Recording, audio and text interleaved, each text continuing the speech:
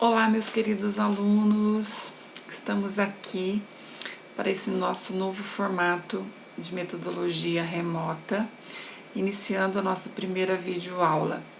Desejo que todos sejam bem-vindos, espero que vocês encontrem um lugar bem tranquilo aí na casa de vocês para poder acompanhar esses conteúdos agora nesse novo formato. Continuando a nossa linha do tempo na história da arquitetura e urbanismo moderno, hoje a gente vai conhecer algumas vanguardas europeias desse século XX que foram influências na arquitetura, e que serviram como bases para esse modernismo. Então vai ser caracterizada pela expressão dessas vanguardas artísticas que marcou a arquitetura alemã, holandesa, austríaca, tcheca, através da adoção pré-modernista dos novos materiais e novas tecnologias construtivas, da irreverência e inovação nas formas e volumetrias dessas edificações e numa busca por uma expressão emocional na arquitetura, em alguns casos conversando até com o espiritualismo esotérico. Para ficar mais tranquilo, nós vamos dividir a aula em duas partes. Na parte 1, nós vamos estudar as vanguardas da arquitetura expressionista e futurista. Depois, na parte 2, a gente vai ver um pouco da arquitetura neoplasticista, também conhecida como De-Stil, e na arquitetura construtivista a gente finaliza aí o conteúdo de hoje. Então vamos lá.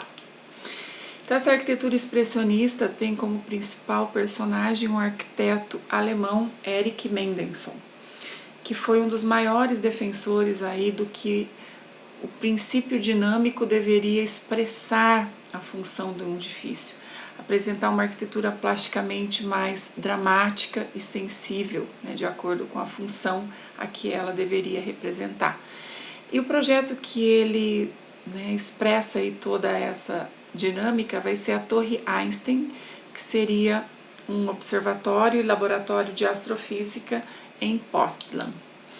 Temos aí a imagem da torre do edifício, foi encomendado pela própria Fundação Einstein para executar ali pesquisas de espectroanalítica, em especial para provar a teoria da relatividade do próprio Einstein. Então, a plasticidade que a gente já vê nesta forma que remete aí, aos equipamentos ou instrumentos que são utilizados para essas descobertas do nosso espaço é muito interessante. Ele usa uma base elevada e a torre em direção ao observatório.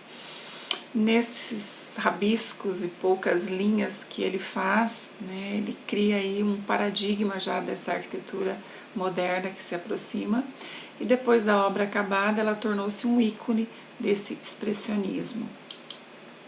Aqui a gente tem uma vista frontal e uma vista posterior.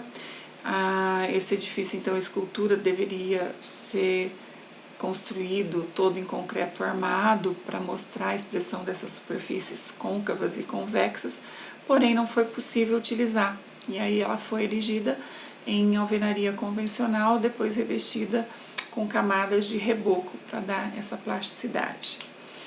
Aqui a gente tem um corte e a vista interna do telescópio, onde essa luz deveria ser conduzida por essa coluna que a gente observa ali no corte, até o local onde estão os instrumentos e o laboratório localizado, que é na parte semi-enterrada.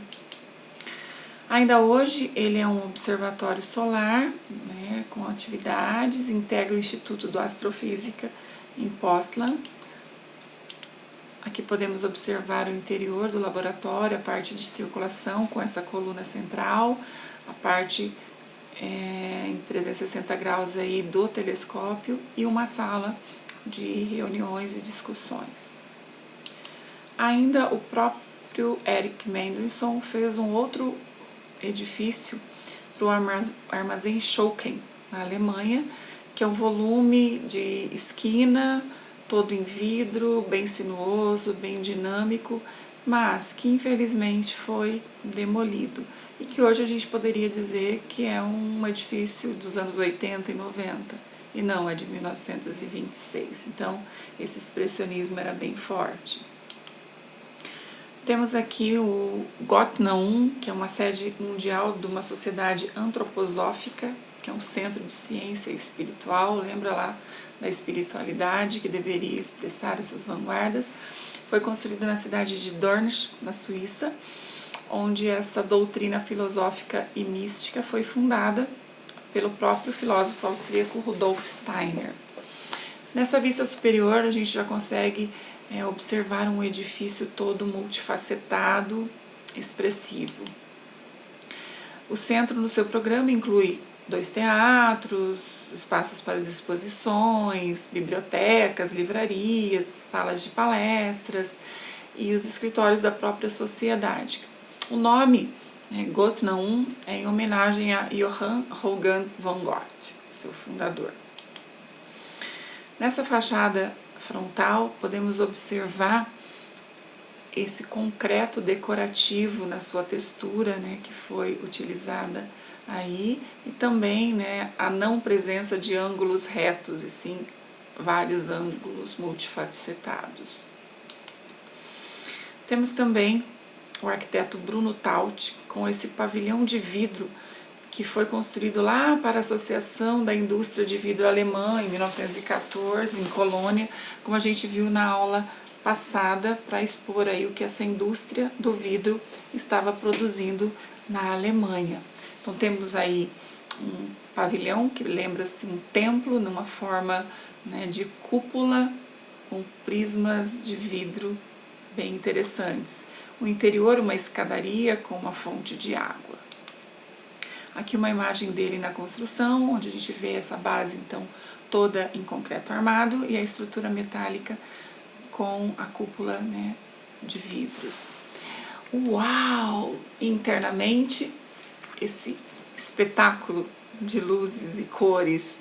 E o próprio Taut descreveu o seu pequeno templo da beleza como reflexos da luz cujas cores começam na base com um azul escuro, subiram através do verde musgo e amarelo dourado, para culminar no topo em um amarelo pálido luminoso. Maravilhoso! Temos aí uma maquete mostrando essas placas de vidros coloridas embutidas em toda a fachada e cobertura, e também desenhos técnicos mostrando a planta baixa e uma elevação de como seria aí esse pavilhão sensacional. Temos também um outro arquiteto alemão, Hans Pogge, que projetou essa grande sala de concerto em Breslau.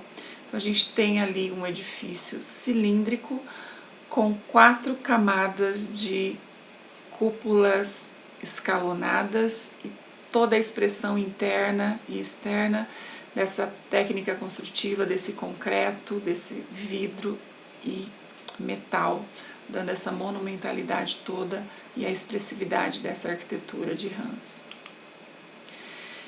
Chegamos na arquitetura futurista, e aí essa vanguarda artística europeia do século XX, que vai rejeitar o passado ainda bem mais forte e exaltar a velocidade, o futuro, as máquinas, o movimento, foi lançado através do Manifesto de 1909 pelo italiano Filippo Marinetti.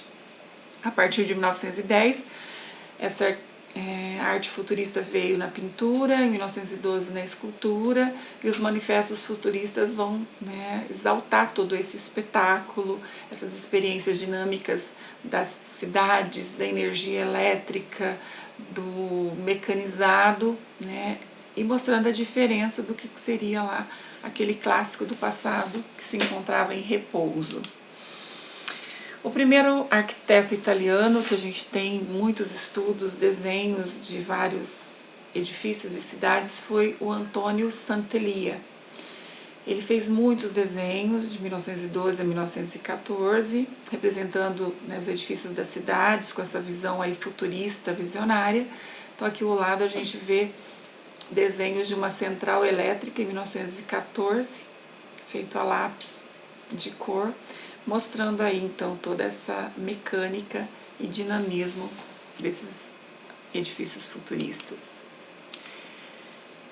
Infelizmente, o Antônio Sant'Elia foi morto na guerra em 1916, com apenas 28 anos, e aí fica, né, uma tristeza. Quantos sonhos não foram realizados? Ficaram apenas suas ideias nos papéis, que hoje serve de inspiração para muitos artistas. Temos aqui mais imagens da obra de Sant'Elia, edifícios escalonados, portais, avenidas, estação ferroviária, pontes e viadutos dessa cidade, idealizada como Città Nuova. Mario Chiattoni, também italiano, fez edificações idealizadas nesse futurismo de uma metrópole moderna em 1914, onde a gente vê aí arranha-céus muito delgados, fazendo parte dessa nova cidade futurista.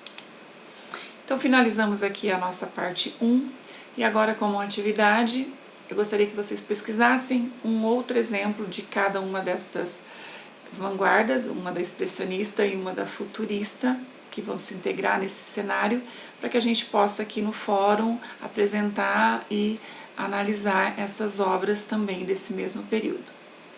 Até mais!